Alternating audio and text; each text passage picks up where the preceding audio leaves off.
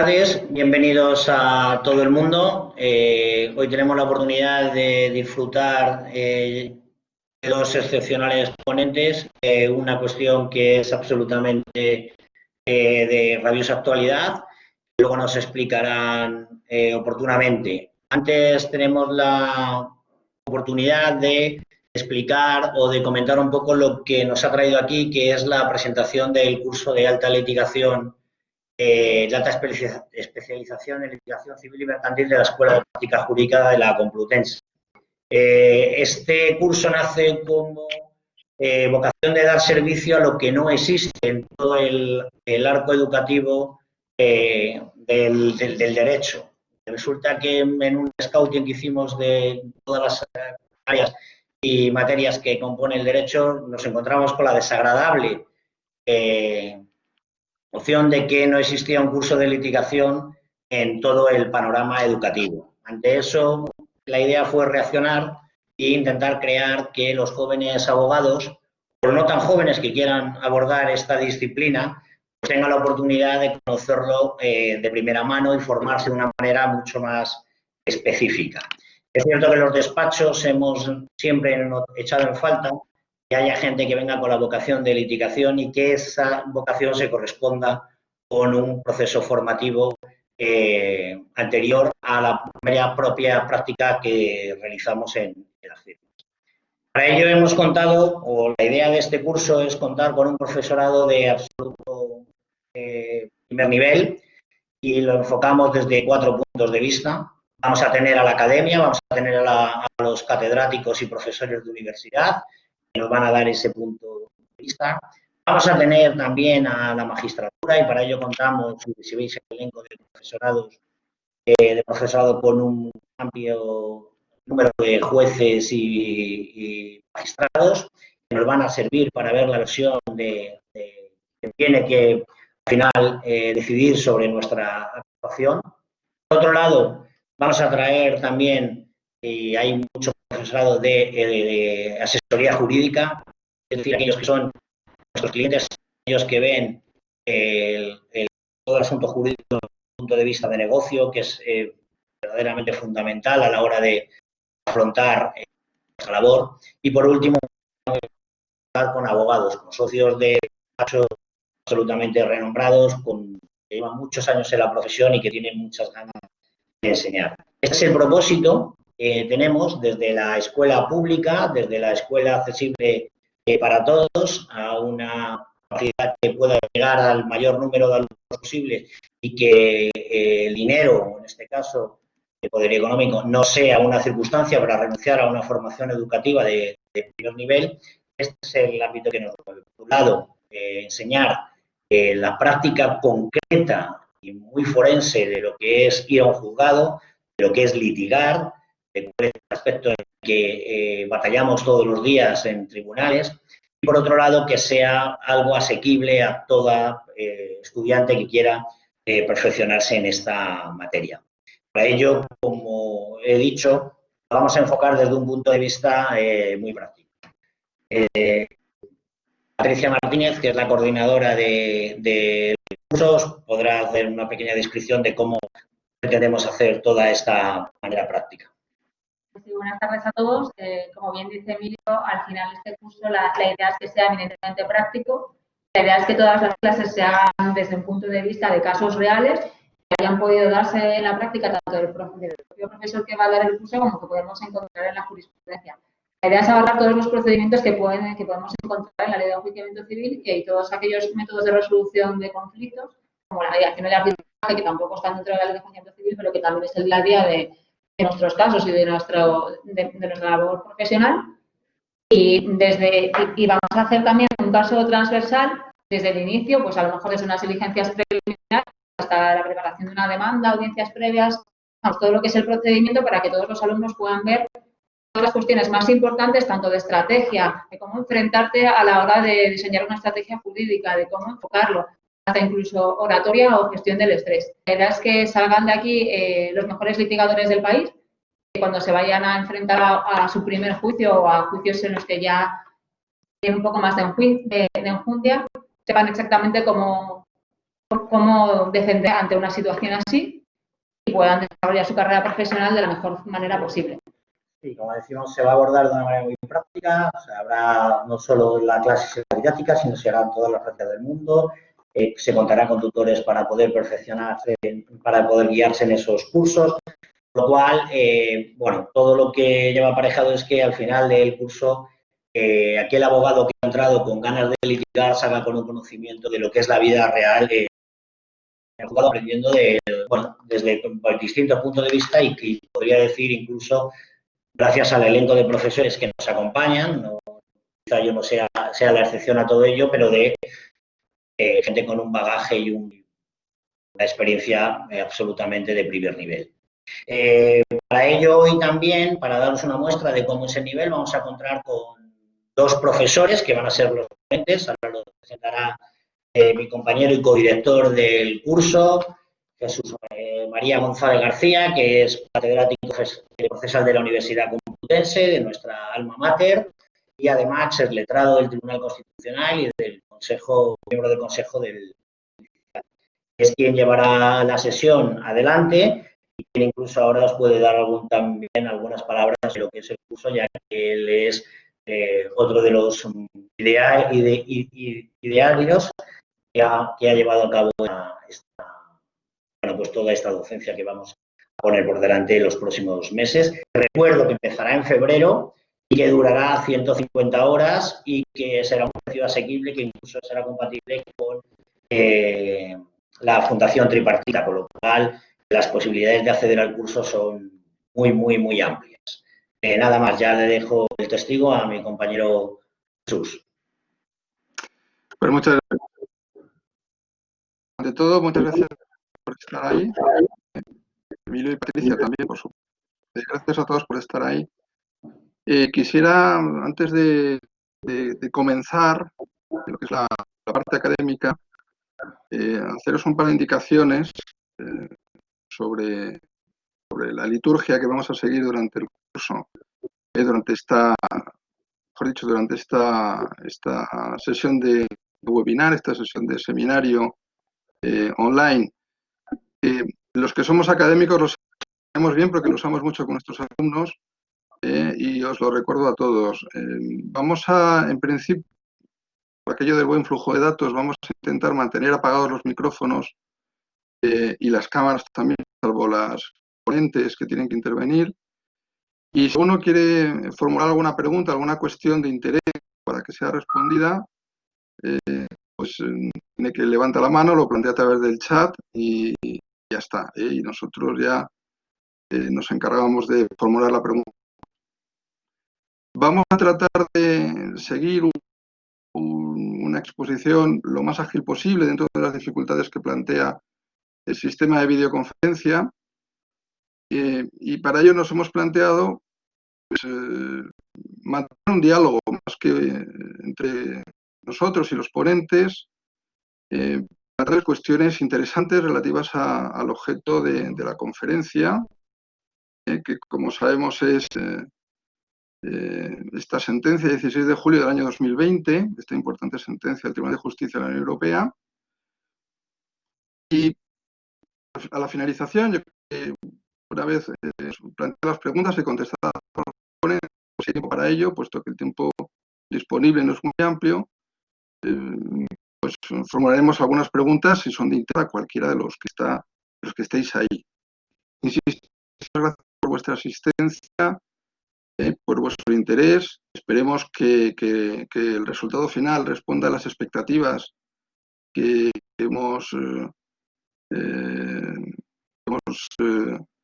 o que se han planteado. Tenemos más de 130 inscritos a esta sesión de webinar a través de Collaborate. Y yo sin más, puesto que no soy yo, ni mucho menos, ni Patricia ni Emilio, somos los protagonistas de la sesión, ponentes y sois vosotros, vamos a dar ya, sin más cuestión de contenido, vamos a dar inicio a la sesión. Como os digo, vamos a hablar de la sentencia del Tribunal de Justicia de la Unión Europea de 16 de julio de 2020, una de las sentencias que nos afectan de esa fecha, Y todos sabemos a cuál nos referimos, porque es la sentencia, la C-224/2019, la sentencia, esta sentencia compleja, extensa, que acumulaba distintas cuestiones prejudiciales de los tribunales españoles en relación con distintos asuntos relativos a distintas cláusulas contenidas o distintos conocimientos contenidos en contratos de préstamo hipotecario, pero no solo en contratos de préstamo hipotecario, que afectan especialmente las relaciones entre los consumidores y las entidades bancarias. Sobre todo. Creo que su doctrina se extensión a otro tipo de relaciones jurídicas. Para ello, os traemos, como ha dicho Emilio Gude, a dos ponentes de primer nivel. En primer lugar, por el orden que aparece en la convocatoria de la sesión, a Luis Sanzacosta, magistrado de la Audiencia Provincial de Madrid, de la sección 28ª bis, que es la que se encarga de resolver los recursos de apelación en materias de cláusulas abusivas, y que tiene una gran experiencia dentro de la carrera judicial como académica también. Él ha sido muchísimos años juez decano de Salamanca, ha sido también magistrado de la Audiencia Provincial de Extremadura y ahora mismo está destinado, como digo, en la Audiencia Provincial de Madrid, prestando ese complejo servicio a la Administración de Justicia y a todos los ciudadanos, esta específica materia, que es igualmente compleja y que nos desconcierta a todos, ¿no?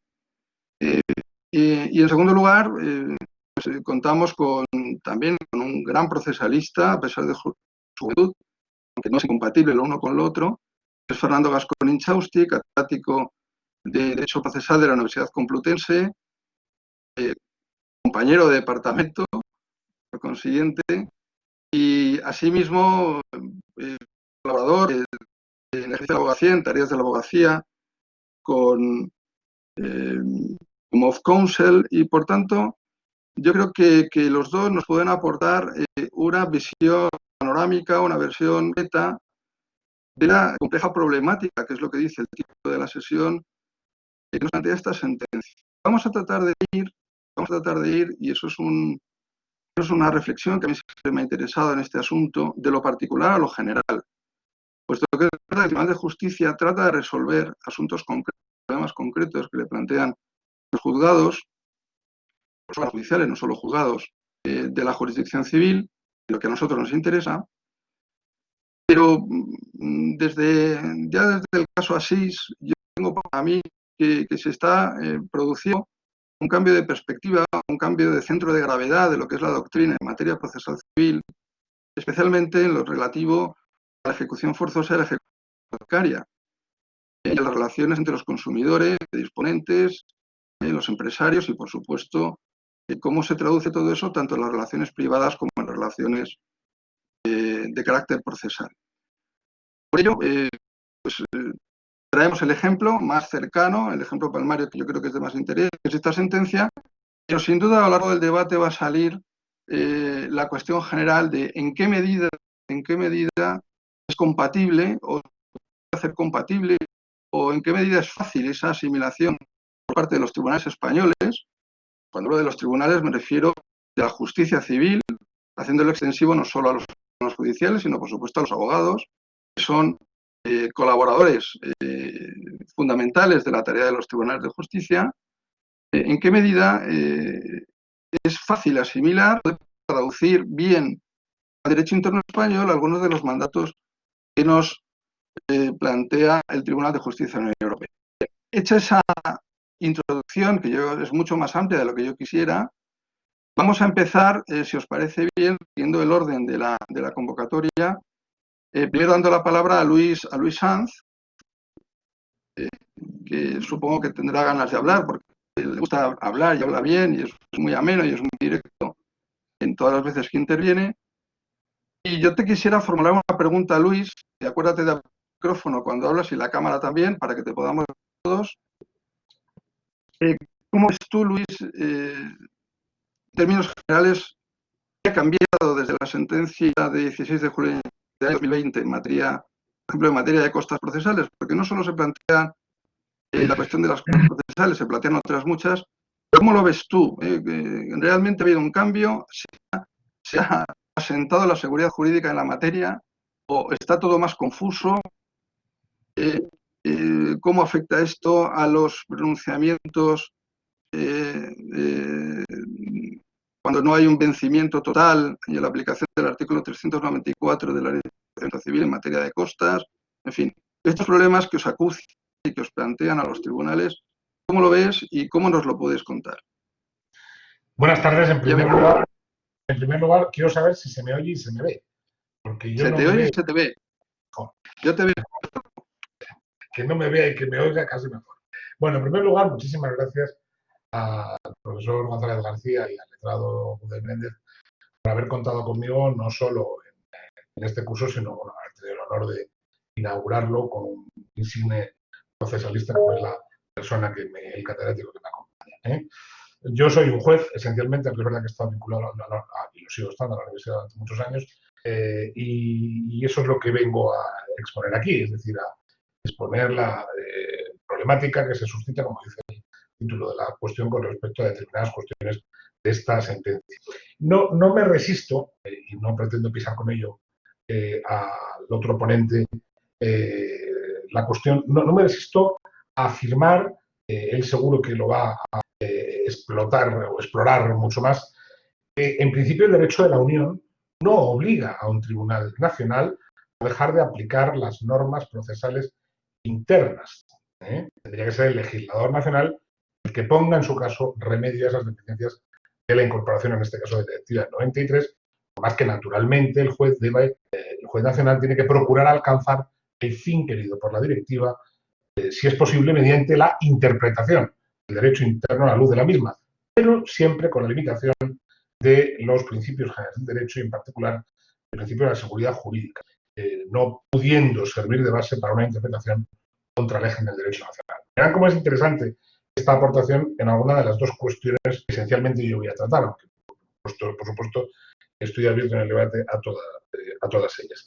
La primera que plantea el profesor González es si la sentencia del Tribunal de Justicia de la Unión Europea ha establecido un criterio claro respecto de la cuestión de las costas en los casos en que no se atienden las pretensiones del consumidor. ¿Qué va a cambiar? No se atienden totalmente las pretensiones del consumidor. ¿Qué va a cambiar tras la sentencia? Es decir, debemos pronunciarnos al respecto de si no, como pudiera parecer de una lectura inicial de la sentencia, el hecho de estimar parcialmente la demanda en concreto, en pretensión que nos ocupa, el hecho de estimar parcialmente la restitución de los gastos, debe motivar automáticamente la imposición de costas a la parte demandada o, como dice el 394.1 de la Ley de Procedimiento Civil, los supuestos de estimación parcial, que cada parte abone las costas causadas comunes por mitad.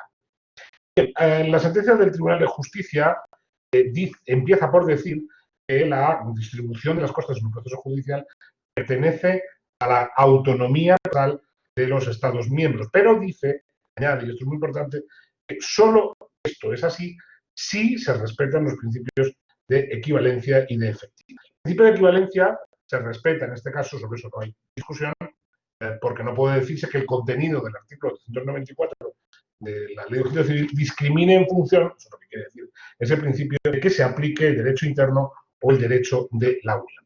Desde el punto de vista de la efectividad, el principio de efectividad es en el que se plantea más problemas, puesto que la sentencia dice que condiciona el resultado de la distribución de las costas de un proceso de esta índole únicamente a las cantidades indebidamente pagadas y cuya restitución se ordena, puede disuadir al consumidor de ejercer el derecho. Por tanto, el principio de eficiencia se opone a un régimen que permite que el consumidor cargue con una parte de las costas procesales en función del importe de las cantidades indebidamente pagadas.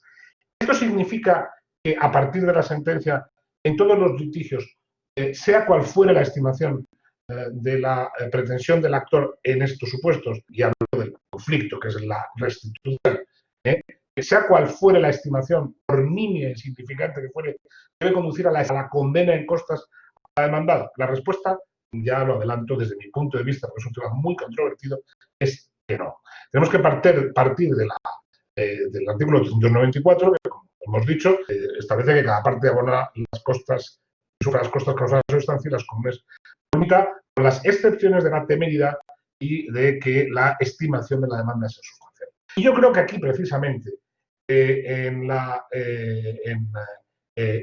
vamos a encontrar la solución, por lo menos algunas audiencias lo están haciendo, en el sentido, refiero a la estimación sustancial, que el principio de efectividad se ve menoscabado solo si la distribución de las costas del proceso se realiza tomando en consideración únicamente las cantidades indebidamente pagadas y cuya restitución se ordena en la sentencia. Sin embargo, queda preservado este principio si se toman en consideración otras circunstancias, como por ejemplo, y no digo porque este es el punto clave, la gran disparidad existente entre lo pretendido en la demanda y a lo que se condena en la sentencia.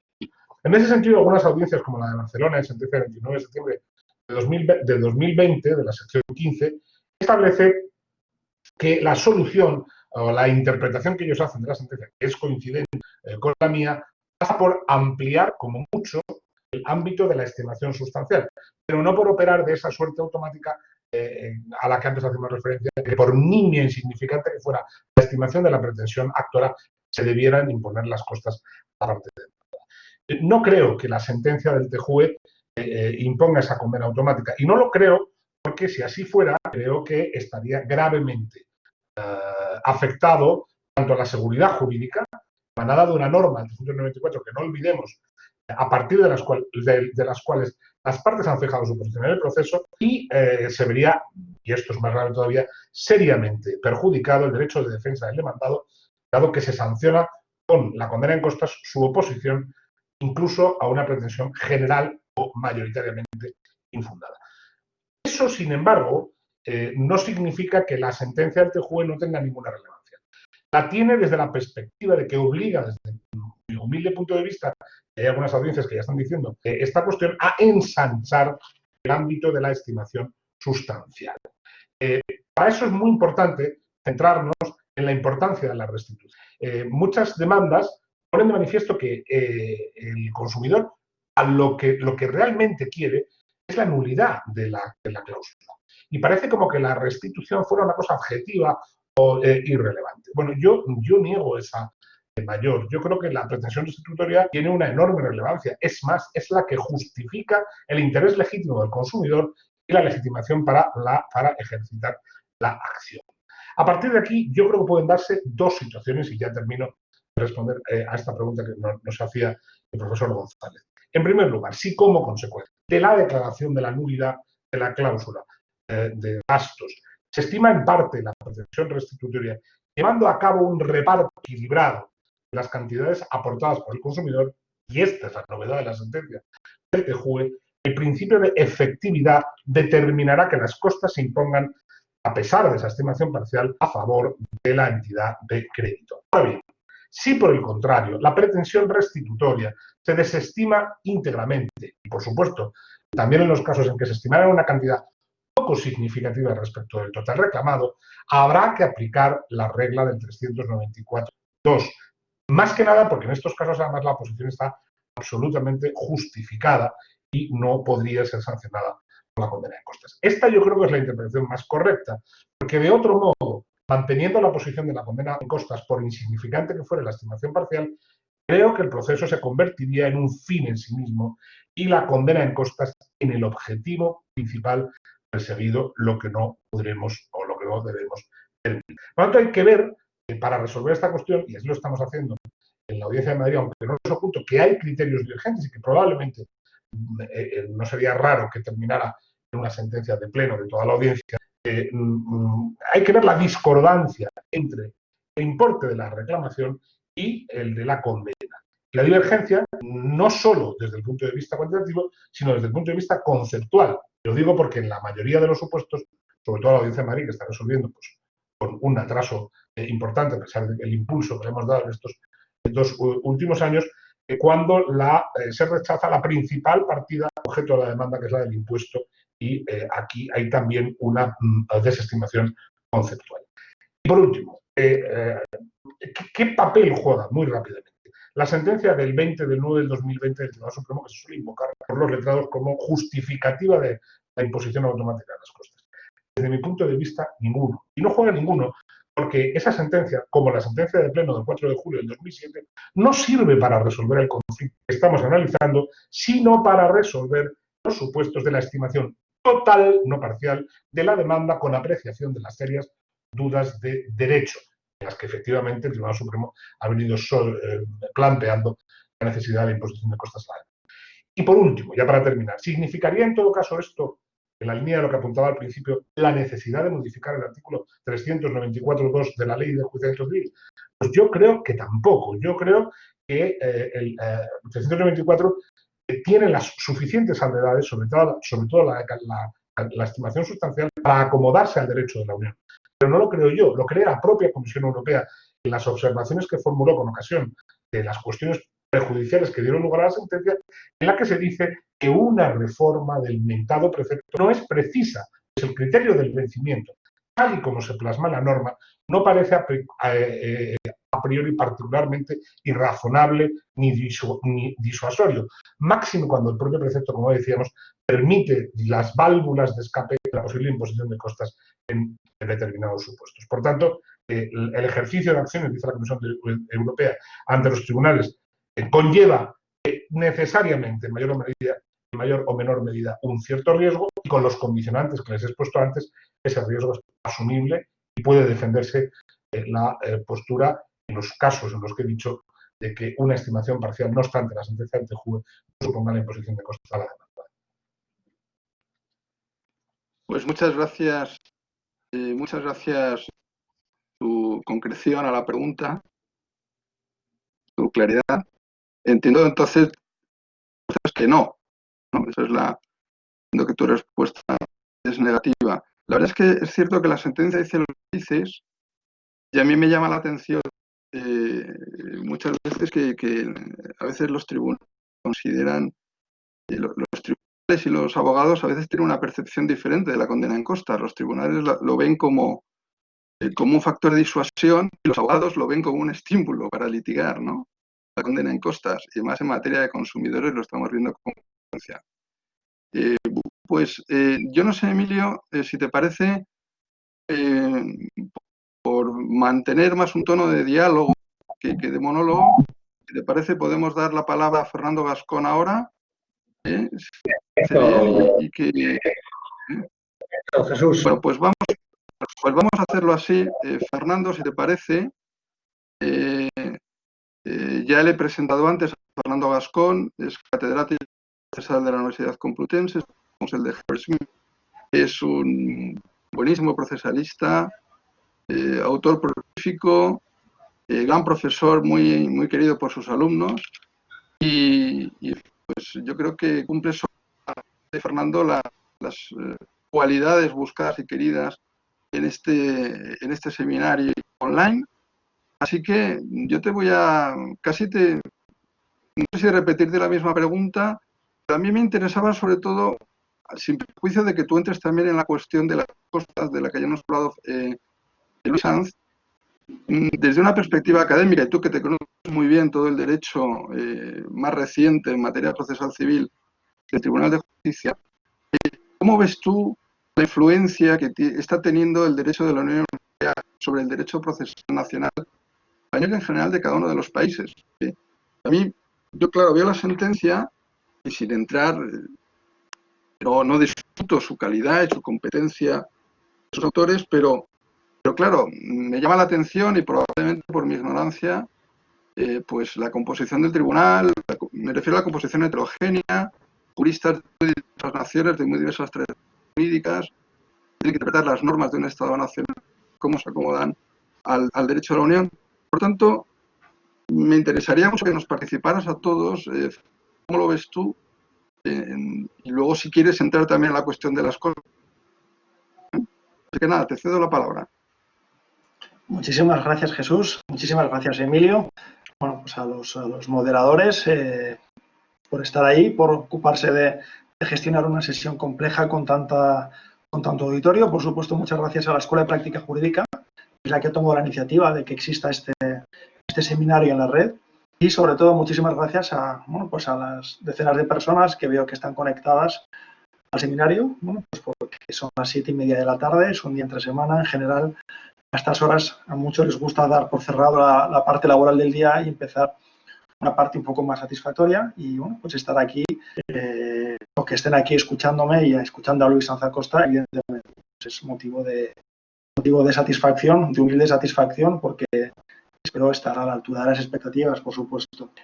Vamos a ver, a mí me gusta centrar los temas porque nos ponemos a hablar de la sentencia del Tribunal de Justicia y ya estamos dando por sentado, evidentemente, que de derecho procesal se habla y opina, bueno, pues no solo el legislador nacional, sino también el legislador europeo, no solo los tribunales nacionales, también el Tribunal de Justicia. Y esto, bueno, pues hay que tener bien claro por qué es así, ¿no? Porque de repente nos hemos encontrado con la gran sorpresa desde 2012-2013 de que el Tribunal de Justicia, bueno, pues está empezando a decirnos cosas acerca de nuestro sistema procesal civil, cosas no precisamente bonitas, ¿de acuerdo? Y bueno, y de repente nos ya todos con el pie cambiado, porque pensábamos que el derecho procesal, el procesal civil en especial, era una cuestión muy doméstica, muy de andar por casa, que no tiene nada que ver, bueno, pues con el ámbito habitual de competencias de la Unión Europea. Y bueno, pues el problema es que las cosas hace mucho tiempo que no son así, lo que pasa es que hace no tanto tiempo que nos hemos dado cuenta. Tenemos, digamos, dos zonas de interrelación. De un lado, bueno, pues tenemos que ser conscientes de que el derecho de la Unión Europea incide sobre nuestro derecho procesal interno por la sencilla razón de que la Unión Europea también legisla en materia procesal civil. Es decir, que es una materia en la que confluyen fuentes de producción normativa en niveles distintos. No es que el legislador europeo no es que la Unión Europea nos diga que no le gusta nuestro proceso civil, es que también tiene competencias para legislar en materia procesal civil. Y las tiene desde dos ángulos distintos. No quiero aquí ser demasiado profesoral o demasiado académico, pero es importante que tengan ustedes presente que, por un lado, la Unión Europea tiene competencias para meterse a legislar en proceso civil cuando, en desarrollo del artículo 81 del Tratado de Funcionamiento de la Unión Europea, dicta normas sobre cooperación judicial internacional en materia civil, que es algo propio de la Unión Europea. Crea un espacio común de circulación de decisiones judiciales que coadyuva al buen funcionamiento del mercado interior y para eso, para esa buena circulación, ese buen mercado de decisiones judiciales, la Unión Europea está habilitada para adoptar normas. Bueno, algunas normas nos parecen más alejadas del núcleo de este problema, como las de competencia internacional, las de reconocimiento y ejecución, pero recuerden que hay procesos civiles auténticos regulados por el legislador europeo, como el de creación y ejecución de un título ejecutivo europeo, como el proceso monitoreo europeo, que es distinto del proceso monitoreo de la LEC, que no es documental, como el proceso europeo de escasa cuantía, que no necesita abogado y procurador, hasta los 5.000 euros, a diferencia de la gran mayoría de los verbales, o como la Orden Europea de Retención de Cuentas, que tampoco necesita abogado y procurador y que permite embargar preventivamente cuentas bancarias situadas en otros Estados miembros. Todo esto lo hace por sí solo el legislador de la Unión Europea y pone a convivir esas normas con las normas procesales internas, incluso las hace competir. A veces nos tenemos que plantear con nuestros clientes si conviene ir por el monitoreo europeo o por el monitoreo nacional, si conviene certificar una sentencia española como título ejecutivo europeo o irse por la vía del reglamento Bruselas 1 bis. Todo esto son decisiones de estrategia procesal que obligan a tener en cuenta la normativa europea y que además la ponen un poco que ponen un poco en la picota por comparación a la normativa interna. Luego resulta que al margen de esto de la cooperación internacional, la Unión Europea, por el 114 del Tratado de Funcionamiento de la Unión Europea, tiene competencias plenas para legislar en todo aquello que redunde en la mejor construcción del mercado interior. Y a veces, para una mayor integración y armonización de legislaciones del mercado interior, la Unión Europea no solo considera que tiene que armonizar, uniformizar normas sustantivas, como ocurre, por ejemplo, con el derecho de consumo, sino que considera que es imprescindible que también haya normas procesales comunes para que haya herramientas procesales comunes equivalentes en todos los Estados miembros. Váyanse a la Directiva de 2004 sobre propiedad intelectual e industrial y verán que es procesal. Obliga a que haya diligencias preliminares potentes, medidas de aseguramiento de la prueba potentes, medidas de anticipación probatoria potentes. Váyanse a la Directiva de daños derivados de ilícitos anticompetitivos. Váyanse a la litigación de camiones, por ejemplo, del cártel de los camiones o del cártel del Euribor, que es lo próximo en venir, y se darán cuenta de que la normativa española deriva de una directiva europea que obliga a que en todos los Estados miembros dispongamos de una serie de herramientas comunes que permitan asegurar que en todos los Estados miembros este tipo de acciones tienen la misma capacidad de ser potentes, la misma capacidad de impactar que en los demás. Claro, ¿qué conflictos nacen del hecho de que haya normas procesales de origen interno, la gran mayoría, pero también normas procesales civiles de producción normativa europea? Bueno, pues a veces los problemas derivan de que el legislador nacional, el español incluido, no transpone bien o no transpone en plazo la normativa europea. Esto es un defecto que se puede acabar corrigiendo. A veces pasa que nos obliga el legislador europeo a introducir figuras o instituciones procesales que son ajenas a nuestro sistema. Piensen que la Directiva de Daños en materia de derecho de competencia pues, obliga a tener un sistema de acceso a fuentes de prueba bastante más generoso en cuanto a su alcance y en cuanto a las herramientas y más sofisticado que el de las diligencias preliminares de la LEC, que la verdad es que es bastante poco eficaz y bastante inflexible, al mismo tiempo que reducido en su ámbito. O que la misma directiva nos obliga a incorporar a nuestro sistema la figura del amicus curiae, el amigo del tribunal, que es algo que es muy habitual en otros ordenamientos, pero que no lo era en el nuestro. Resulta que se nos puede presentar en un proceso civil la Comisión Nacional de los Mercados y de la Competencia o la Comisión Europea a darnos su opinión autorizada acerca de cómo resolver un caso. Pues estas cosas nuevas proceden de la invasión por parte del legislador europeo de competencias que hasta hace poco creíamos que eran solo nacionales. Luego, por supuesto, lo más delicado es que la legislación procesal civil europea genera agravio comparativo. ¿Por qué? Pues porque nos encontramos con que a veces recibe mejor trato la litigación transfronteriza que la litigación interna. El ejemplo, aunque a los abogados no nos guste demasiado, es que en los procesos europeos de escasa cuantía no hace falta abogado y procurador hasta 5.000 euros, mientras que en internos el límite está en los 2.000. Y a veces resulta que se trata mejor sectores armonizados que sectores no armonizados. Y pongo el ejemplo del acceso a fuentes de prueba, que en la mayoría de los casos es bastante restringido. La exhibición documental normalmente no es posible antes de empezar el proceso, sino con el proceso ya en marcha, con lo que eso nos limita la estrategia, mientras que si se trata de acciones de daños derivadas de ilícitos concurrenciales, como está armonizado, resulta que tenemos una herramienta mucho más potente. Luego aquí tenemos digamos que un primer elemento que nos explica esta situación de desconcierto a la que a veces nos enfrentamos cuando tenemos que analizar el tema de qué nos dice Europa acerca de nuestro proceso civil. Y luego existe otra gran fuente de conflictos, que es la que yo creo que tiene más que ver con la sentencia, pues la que comentamos hoy y en general todas las que se han ido haciendo famosas desde el monitorio en 2012 y la ejecución hipotecaria en 2013, es que, bueno, pues desde el Tribunal de Justicia se nos reprocha de vez en cuando que nuestro sistema procesal nacional, el creado por nosotros mismos, no el armonizado, no aquel que nos obliga a tener la Unión Europea, el nuestro propio, pues a veces impide dar plena eficacia al derecho sustantivo, al derecho material de la Unión Europea. Y esto es lo que nos pasa en materia de consumo, lo que nos pasa claramente en condiciones, en cláusulas abusivas y condiciones generales de la contratación.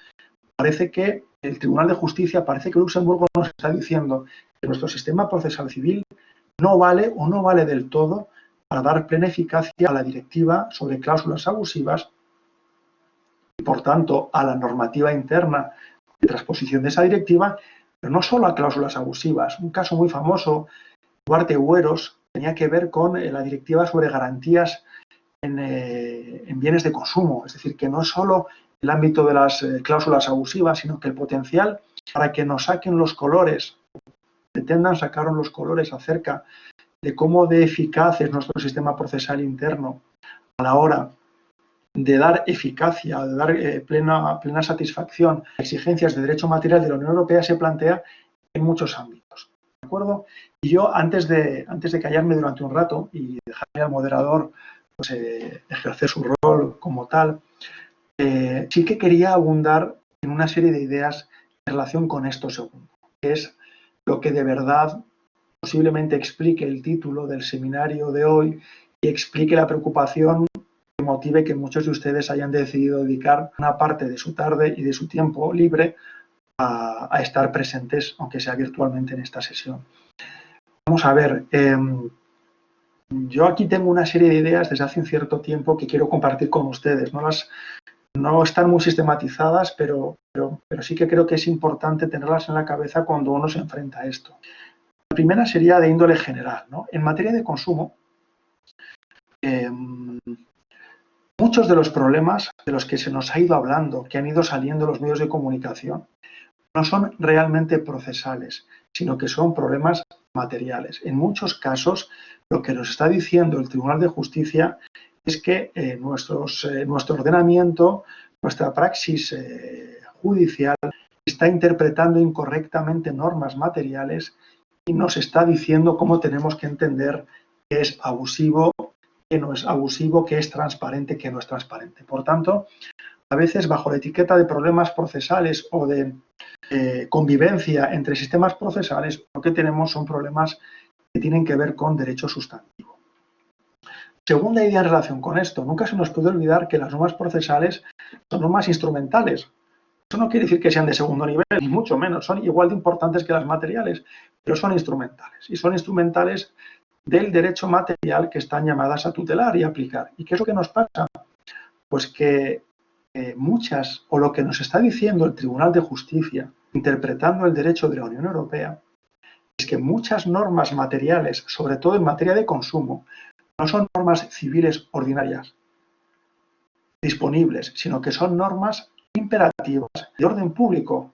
Incluso llega a decirlo en varias ocasiones el Tribunal de Justicia. Luego, buena parte del derecho de consumo, sobre todo aquella sección del derecho de consumo en que se reconocen ventajas y compensaciones a los consumidores, no es derecho privado normal, entre comillas, sujeto a la libre disposición de las partes, sino que es derecho privado imperativo. En consecuencia, tenemos que tratar los procesos civiles que versan sobre esa parcela del ordenamiento con reglas propias del principio dispositivo modulado por los intereses públicos concurrentes en la materia. Y, por tanto, lo que nos está diciendo el Tribunal de Justicia es que no podemos tratar estos casos con arreglo a los criterios habituales con que gestionamos los procesos civiles. Por eso, el Tribunal no puede permanecer impertérrito. El Tribunal no puede cerrar los ojos a la nulidad o abusividad de una cláusula. El Tribunal no puede quedar atado de manos al mero juego de alegaciones de partes y contrapartes, sino que tiene que ser más proactivo. Esto los procesalistas lo sabemos de siempre. Cuando hay intereses en juego en el proceso que no son únicamente disponibles para las partes, el rol del Tribunal tiene que ser distinto. Lo que nos está diciendo el Tribunal de Justicia es que asumamos que el derecho de consumo es derecho imperativo y saquemos las consecuencias oportunas. En el fondo, eso también nos pasaría si las normas que estuviéramos aplicando no fueran normas europeas, fueran normas internas. Lo que ocurre es que cuando el legislador español sustantivo legisla sobre cuestiones de este estilo, lo que suele hacer es incorporar normas procesales especiales. Váyanse al libro cuarto de la Ley de Enjuiciamiento Civil, a los procesos sobre estado civil y capacidad de las personas.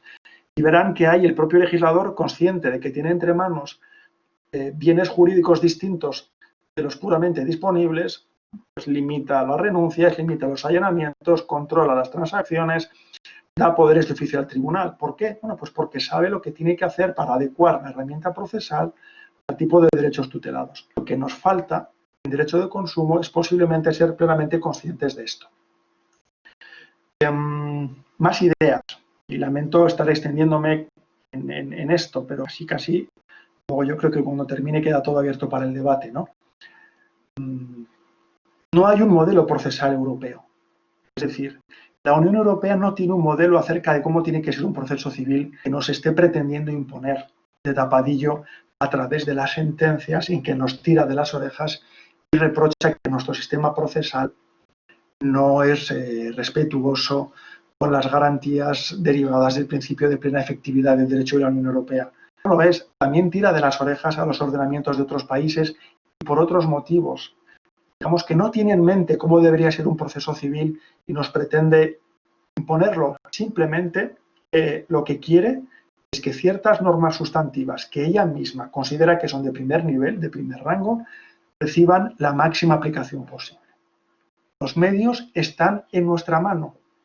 El legislador español es libre de adaptar el ordenamiento interno a las exigencias del carácter imperativo de las normas que están en juego siempre que consiga esa plena efectividad. No nos están imponiendo nada.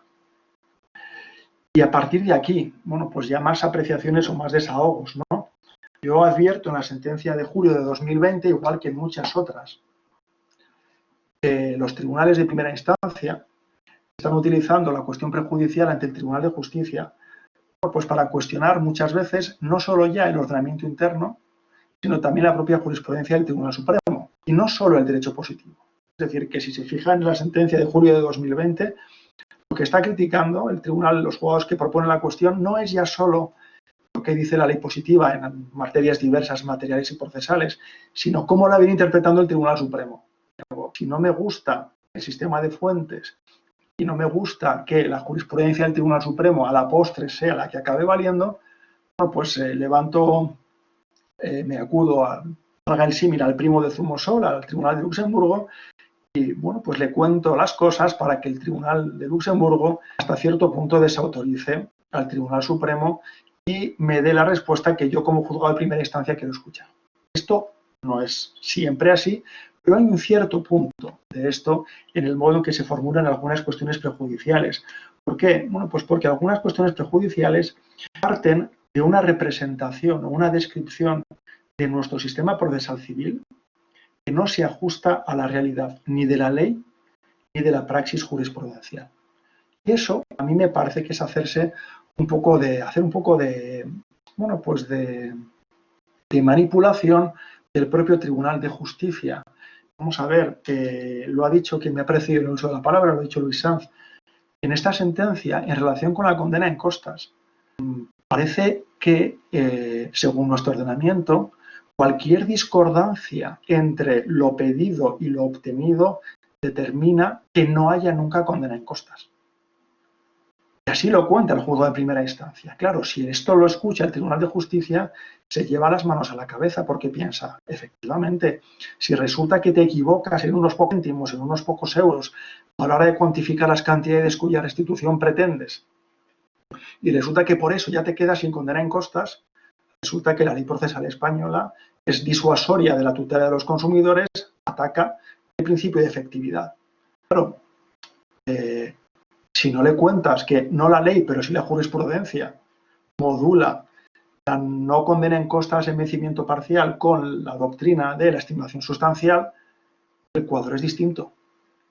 Claro, sumémosle a esto que tampoco la representación del Reino de España ante el Tribunal de Justicia muchas veces es lo suficientemente hábil o lo suficientemente proactiva a la hora de reaccionar y de poner de manifiesto que la cuestión prejudicial tiene un punto de desajuste con la realidad y que podría estar incitando al Tribunal de Justicia a dar una respuesta falaz a un problema que realmente no existe. ¿De acuerdo? Posiblemente con una información distinta acerca de la realidad de la condena en costas en nuestro sistema procesal civil, la respuesta del Tribunal de Justicia habría sido distinta. Con esto, Jesús, te agradezco la paciencia en no moderarme y te devuelvo la palabra. No, pues paciencia nada, te estaba escuchando, lo único que has hablado mucho, pero prácticamente has agotado tu tiempo. Eso también te lo... He dejado muchísimas cosas pendientes porque siempre las hay, pero todo lo que has dicho es muy interesante y muy esclarecedor, como siempre. Realmente has estado muy bien, muy claro, igual que por mantener esta liturgia, como digo, de diálogo, pues voy a dar la palabra a Luis de nuevo, ¿no? Bueno, ya casi antes de pasar al debate, porque el tiempo ha corrido muy deprisa, por lo menos para mí, y antes de atender un poco las preguntas que formulan los asistentes a través de... Pues le doy de nuevo la palabra a Luis para que nos cuente, porque ya, insisto, son muchos los asuntos de carácter sustantivo y procesal que plantea la sentencia, hemos hablado de la condena en costas, podríamos hablar más, pero podemos hablar de los gastos, podemos hablar de la prescripción, del plazo de prescripción de la acción de nulidad, de los gastos notariales, de los fiscales, de los gastos de gestión, de la tasación, en fin. Luis, te doy libertad para que tú uses de la palabra y de nuevo nos ilustres sobre la sentencia. Bueno, en primer lugar, tengo que decir que me ha encantado la intervención del profesor Gascón, coincido plenamente en todas las cosas que ha dicho y sobre todo en las últimas que tienen más al objeto de mi ponencia. Y efectivamente, nosotros, bueno, yo soy uno de los 3 magistrados que resuelve todos los temas de cláusulas abusivas de préstamos hipotecarios con consumidores de Madrid. Tengo muy claro cuál es mi papel y enlaza precisamente con lo que ha comentado el profesor Gascón, es decir, en el sentido de que, bueno, yo tengo claro cuál es el carácter, digamos, de la normativa sustantiva que aplico y tengo claro que efectivamente la materia procesal pues, no puede ser un freno a la misma, pero al mismo tiempo hay unos principios procesales básicos que hay que defender, cosa que, por cierto, sostiene también el propio Tribunal de Justicia. También participo de la referencia que ha hecho a lo que humildemente a veces nos parece, ¿no? Y es que no le llega toda la información al Tribunal de Justicia. Usted, en el tema que he expuesto antes, y ya pasó a gastos, a ver, nosotros estamos aplicando este principio, que parece que se aparta, aunque yo creo que no, de la sentencia de juez, en casos, profesor, donde lo que se estima de la acción restitutoria es entre el 11 y el 20%, o el 25% de la pretensión. ¿Por qué? Porque la partida del impuesto no se estima y es la parte mollar de la reclamación. Y cierro paréntesis. En materia de gastos, la sentencia del Tribunal Supremo sostenía que en caso de nulidad, en una lectura también rápida, las lecturas hay que hacerlas con cierta tranquilidad, en caso de nulidad de la cláusula que impone al consumidor el pago de la totalidad de los gastos de constitución y cancelación de la hipoteca, dice que no es conforme a la directiva que el juez nacional niegue al consumidor la devolución de las cantidades abonadas en virtud de esta cláusula. Si uno ve las cuestiones prejudiciales que se suscitaron, la idea o la idea marco por la que iban era que el Tribunal Supremo, en esta especie de respuesta, como ha dicho el profesor, a un conjunto de sentencias anteriores del Tribunal Supremo que establecían la doctrina en materia de gastos, digo que la crítica por parte de los juzgados de Palma de Mallorca y de Ceuta a la jurisprudencia del Tribunal Supremo era que el Tribunal Supremo había moderado. Pero claro, eso no es la realidad y el propio Tribunal de Justicia se encarga de decirlo, porque dice, después del principio que les he expuesto, que salvo que las disposiciones de derecho nacional aplicables en defecto de tal cláusula impongan al consumidor el pago de la totalidad de una parte de esos gastos, que es, por cierto, precisamente lo mismo, en esencia, que dijo el Tribunal Supremo. Esto no es un tema de moderación, es un tema de aplicación de la normativa. Y lo que viene a decir es que en aquellos supuestos, gastos notariales, gastos registrales, impuestos, voy a entrar en ellos, en los que la normativa señala la distribución de ese gasto, no hay ningún problema, ya lo dijo la Comisión Europea en las observaciones formuladas, no hay ningún problema en la interpretación que mantuvo el Tribunal Supremo, puesto que no estamos hablando de moderación, sino de aplicación de una normativa notarial, registral o fiscal concreta. Otra cosa es los conflictivos supuestos de los gastos de gestoría y tasación. Porque sobre el primero se pronunció el Tribunal Supremo, sobre el segundo todavía no. Y sobre el primero es verdad que el Tribunal Supremo no indicaba que hubiera, porque verdaderamente no la hay, al menos de modo directo, una norma que distribuyera ese gasto. Pero llegaba a la conclusión del reparto por mitad, por interesar a ambas partes el gasto, el concepto de la gestión. Esa es la doctrina que hemos venido aplicando a los tribunales y ahora hay que reconocer que está puesta en cuestión. Se irá consolidando la doctrina de las audiencias provinciales, pero efectivamente aquí no existe una disposición de gasto y pudiera ser que la decisión fuera otra. Pero también hay que reconocer que el Real Decreto Ley 6/2000 en su artículo 40 sí menciona la finalidad que se pretende para ambas partes con este gasto. Y lo mismo ocurre con los gastos de tasación. Aquí, con el inconveniente añadido, que no existe todavía un pronunciamiento del Tribunal Supremo. Y esta cuestión hay que decir que ha provocado una gran inseguridad jurídica, porque algunos tribunales, nosotros, por ejemplo, la Audiencia de Madrid, veníamos señalando la necesidad del reparto por entender que interesaba la tasación a ambas partes, y otros, muchos, sostenían que no. Y ahora es posible que la interpretación se vaya derivando hacia el punto de que, no señalando una norma la distribución del gasto, pues evidentemente, conforme a la sentencia del TJUE del 16 de julio del 2020, deba entenderse que ha de devolver al deudor todo lo abonado por este concepto, igual que en gestoría. Esta es, yo creo, la repercusión que ha tenido en materia de gastos. Muy clara en lo que se refiere a notaría, registro e impuesto, y, bueno, más compleja en materia de gestoría y tasación. Pero fíjense ustedes como una primera lectura aproximada de la sentencia pareciera que conduce al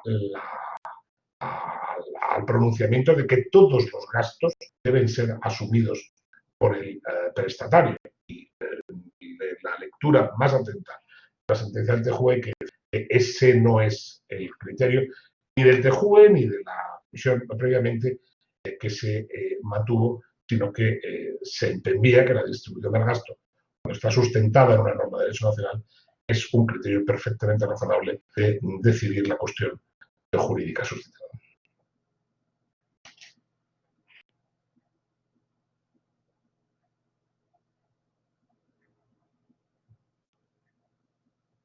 Gracias, Luis.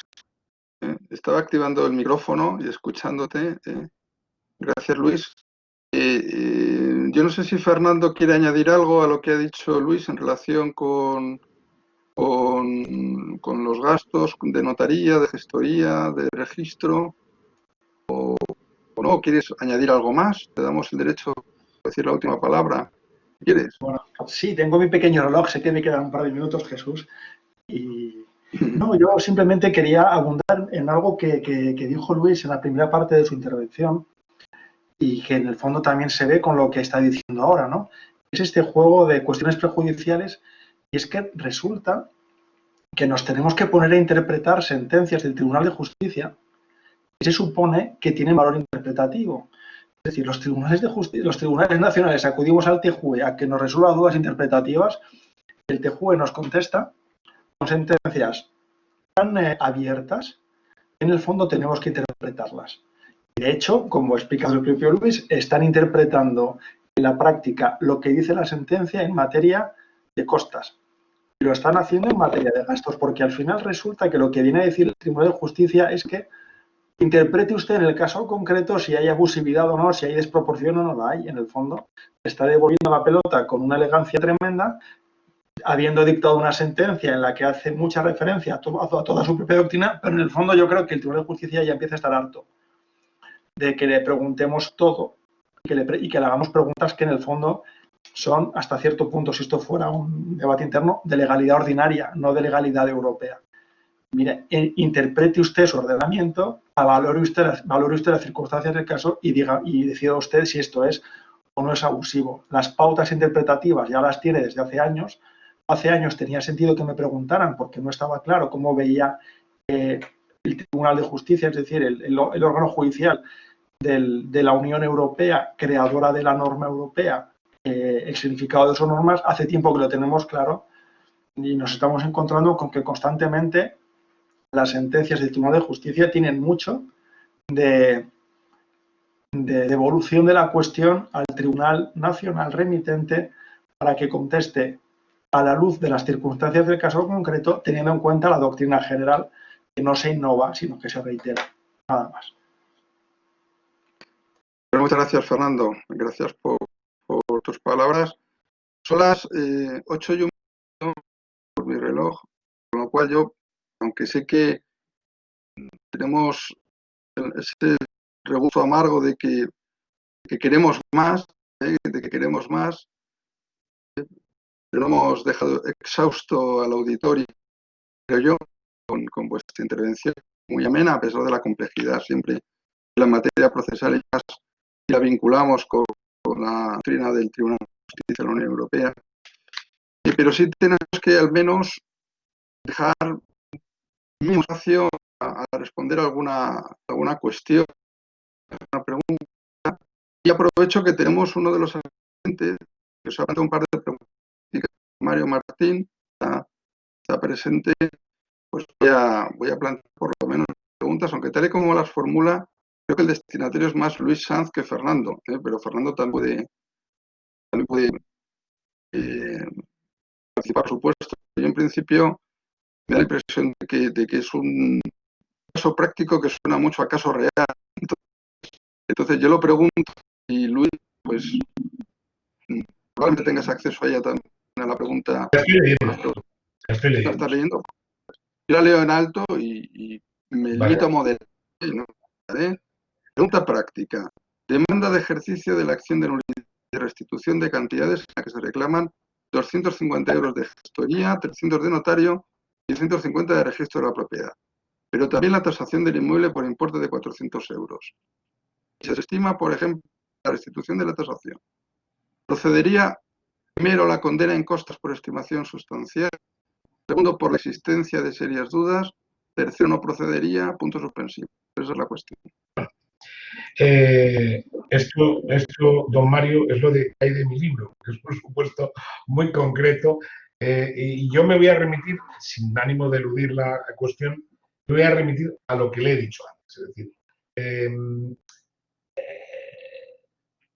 esto hay que solucionarlo desde mi perspectiva con una interpretación amplia de la clásica y angosta jurisprudencia del Tribunal Supremo en materia de estimación sustancial. En eso sí creo que la sentencia del TJUE va a producir un efecto incuestionable. Es decir, ya sabemos que la jurisprudencia del Supremo en materia de estimación sustancial pues, se refería a la mínima estimación, a la mínima desestimación.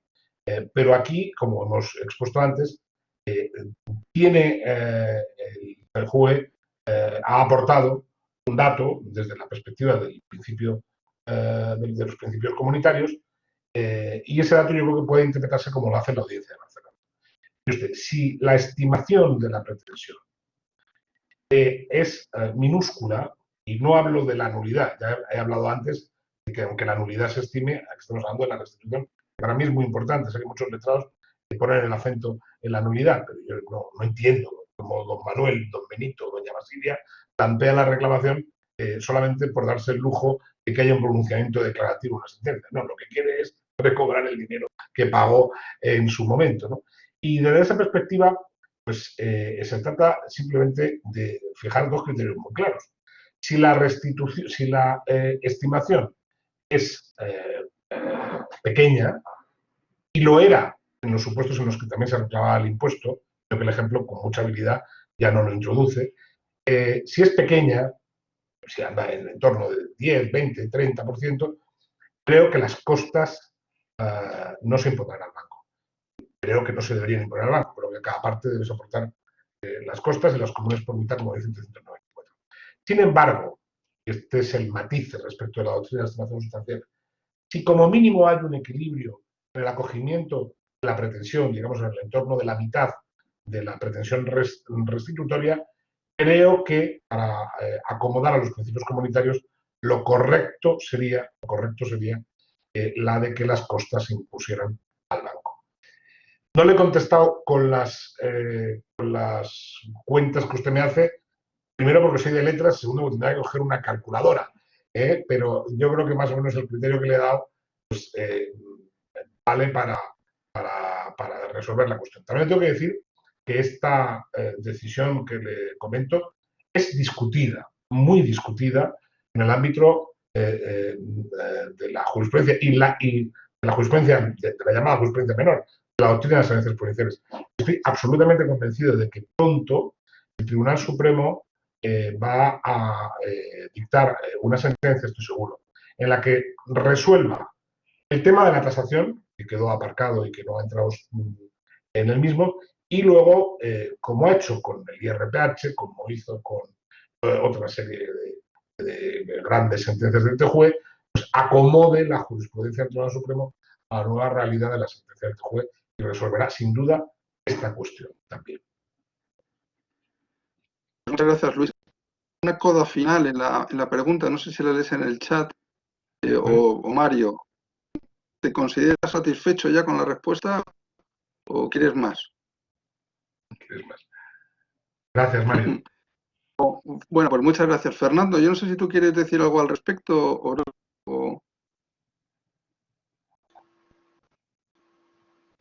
Segundo que voy. Vamos a ver, yo estoy sustancialmente de acuerdo con lo que ha formulado, con lo que ha dicho Luis, evidentemente.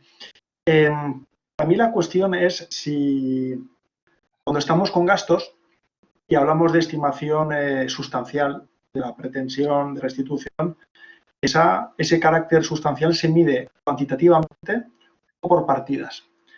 Es decir, si evidentemente como el impuesto es la parte más gruesa, si cuando cae el impuesto ya cae la opción de que se considere que la estimación es sustancial, o si cuando hay 6 partidas de gastos, siendo unas de ellas el impuesto, aunque materialmente sea la más alta, el hecho de tener la razón en las otras 5, aunque fallen los impuestos, no permitiría también, en aras del principio de efectividad y en función también del modo que esté planteada la demanda, una estimación sustancial. Eso es para mí lo que se podría jugar con la sentencia. Pero bueno, que no olvidemos que el nuestro es un proceso civil de abogados y que no podemos olvidar que a día de hoy el trabajo del abogado es tener bien clara la corriente jurisprudencial y que yo creo que pautas para saber si piden de más o no piden de más, muchos abogados ya van teniendo. Es decir, que hasta cierto punto, cuando el Tribunal de Justicia dice es que la estimación parcial sin costas es contraria al derecho de la Unión Europea o podría ser contraria al derecho de la Unión, no es ya que el derecho español sea disuasorio de los consumidores, es que la interpretación del Tribunal de Justicia puede ser, como ha dicho Jesús, incitadora de demandar más de lo que razonablemente te puede corresponder, porque al fin y al cabo parece que no te juegas las costas. Y eso claramente distorsiona por completo el equilibrio de fuerzas que hay detrás también de las reglas que permiten el reparto de la condena en costas. Si muchos en este sector, pues hay una parte de la abogacía que vive o que sabe que sus ingresos dependen de que haya condena en costas, pues claro, no sé, no podemos lanzar una regla genérica de tiene que haber condenas en costas sin calibrar el impacto que tiene en un ecosistema procesal concreto. Abogados sí o abogados no, porque no es lo mismo equivocarse y meter la pata cuando uno se defiende a sí mismo como consumidor. Entiendo que es más fácil apiadarse, entre comillas, que hacerlo asesorado de un abogado que en principio tiene el deber profesional de saber muy bien la jurisprudencia que hay acerca de qué gastos sí y qué gastos no se están admitiendo. Y luego también el ecosistema acerca de si hay quotalitis o no hay quotalitis y qué está sucediendo en la práctica con la litigación financiera y bancaria. Esa es mi aportación a la reflexión, que no a la solución. Bien, muchas gracias, Fernando. Es un poco tarde y no quiero abusar del tiempo ni de los ponentes ni de los asistentes, pero tampoco quiero dejar de dar respuesta a 2 preguntas que tenemos en el chat y yo creo que con eso acabamos ya, si os parece bien a todos la sesión. Por lo tanto, no aplicaremos el non-linear a esta sesión. Primero nos pregunta, o penúltimo, nos pregunta Antonio Pedro Molina, cómo interpretan los ponentes el tema de la prescripción de la acción restitutoria. ¿Cuál sería el plazo y el dies a quo? Bueno, pues yo ahí lo dejo. Y cualquiera de los dos, o Fernando Gascón o Luis Sanz, cualquiera de vosotros.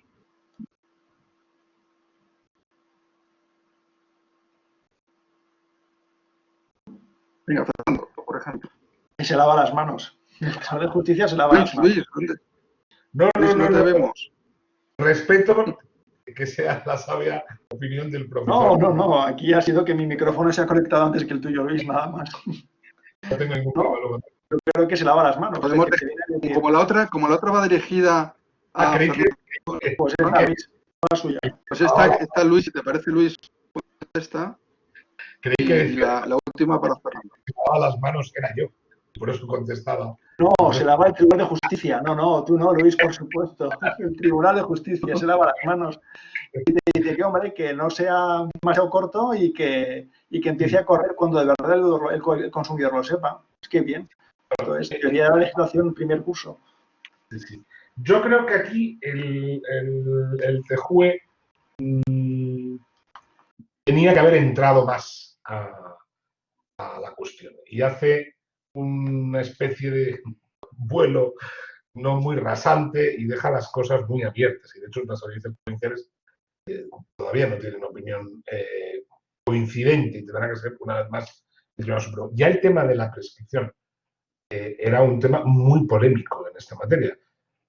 En las tres vertientes clásicas, si hay prescripción, porque cuidado que hay gente que piensa que no hay prescripción, que pensaba que no hay prescripción porque era nulidad de pleno derecho. En segundo lugar, el plazo de prescripción, tema delicadísimo también en esta materia. Y luego el dies a quo, como plantea el interviniente, que es también súper polémico, ¿no? Y, hombre, nos hemos quedado un poco, ya que entra, podía haber entrado a matar, ¿no? Porque una visión, hay una cosa que yo no sé si el profesor comparte, pero vamos, debe ser porque yo tampoco soy muy listo, ¿eh? Es decir, yo con las sentencias de juez me pasa algo, y es que las leo una primera vez y bueno, ya he aprendido, ¿eh? Y sé que tengo que leerlas dos veces, porque a veces llego a una conclusión distinta, ¿no? Y aquí, por ejemplo, una lectura aproximada de la sentencia pudiera llegar a la conclusión de que como la acción restitutoria es una consecuencia de la declaración de nulidad que puede estarse en cualquier momento, esto se desprende de la sentencia y hay quien lo sostiene, ¿eh? Parece más coherente considerar que la prescripción que no niega el Tribunal de Justicia que pueda existir, que exista, no pueda empezar a correr desde la propia nulidad. A mí me ha dejado un poco perplejo. Es decir, que hasta que no haya nulidad no pueda correr la prescripción, lo que conduciría a que no hubiera prescripción. Que evidentemente, como todos sabemos en este punto, salvo algún caso exótico que hemos visto, bueno, es de esos de estudio en las cátedras de procesal de algún litigante que solo ejercita la pretensión de nulidad, claro, lo vemos y digo, bueno, este tiene que ser un procesalista insatisfecho, un hombre que quería ser catedrático, porque digo, ¿para qué quiere la declaración de nulidad? O sea, la declaración de nulidad aquí es instrumental de lo que verdaderamente quiere este señor, que le devuelvan lo que ha pagado. Vamos, es que es así, ¿no? Pero salvo esos supuestos, la acción de nulidad y la restitución se ejercitan siempre juntas, naturalmente. Entonces, esa interpretación conduciría a entender que nunca habría prescripción, porque no. Pero de verdad que de la lectura de la sentencia se deduce así. Sin embargo, por ejemplo, la audiencia de Barcelona entiende que no debe interpretarse así, pero ya hemos despejado que desde luego hay prescripción, hemos despejado que el plazo es el de los 15, 5 años en función del momento, ya sabemos el cambio en el plazo de prescripción general. En cuanto a dies a quo, sigue existiendo polémica que tendrá que resolverla, sin duda, el Tribunal de Justicia. Lo que está claro de la sentencia es que el Tribunal de Justicia lo que no quiere es una prescripción muy corta. Entiende que eso atenta, digamos, al propio sistema de litigación de consumo. No quiere que el litigante esté pendiente de formular de manera inmediata, sino que más bien apunta a tiempos más amplios. Bueno, no sé si tampoco indicar mucho, porque bueno. Me vas a disculpar, Luis, porque hemos recibido un aviso del sistema que se va a descargar en 5 minutos. Entonces, se autodestruirá.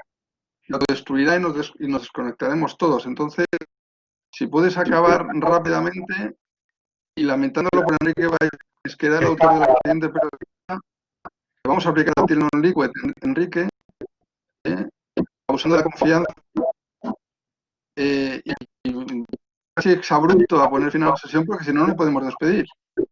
Entonces, Emilio, te devuelvo el uso de la palabra, excusándome ante todos y nada. Emilio, es tu turno. Pues nada, esto es una buena señal del interés que ha suscitado y que efectivamente estas y otras muchas cuestiones que tenemos el orgullo de dirigir con todo este profesorado muy enfocado, como hemos visto, muy prácticas, muy concretas, muy estables, pues tenemos la oportunidad de solventar todas estas respuestas y otras muchas dudas que seguramente tengan muchos de los litigadores que nos han escuchado y otros litigadores que vendrán por el camino, ¿no? Porque yo creo que hay algo importante en todos aquellos que nos dedicamos del derecho procesal, que estamos en los juzgados y tribunales, y es cómo vamos a afrontar toda esta serie de nuevas cuestiones, amén de cómo vamos a trabajar en todas las antiguas que nos han traído hasta aquí. Yo creo que eso es muy importante. Animaría a todo el mundo a que mire el programa, a que mire el profesorado, a que le dé una vuelta, a que vea cómo vamos a poder mejorar absolutamente el conocimiento que tiene del derecho procesal y de la litigación. Y creo que es una oportunidad muy buena de que este curso se consolide y al final lo que hagamos es formar a los mejores litigadores posibles, cosa que no existe aún en el sector. Agradecer a los profesores, Luis Sanz y Fernando Gastón, agradecerte a ti como director la maravillosa ponencia que nos habéis dedicado, era de cuestiones prácticas, que es un poco el leitmotiv de lo que nos ha de unir. Por lo tanto, en tus manos queda despedir, Jesús, de toda esta sesión. Lo dicho, Emilio, muchas gracias a todos. Antes de que se nos corte el sistema, pues levantamos la sesión y mucha salud para todos y mucha para trabajar mañana como todos los días. Así que buen descanso. Hasta luego.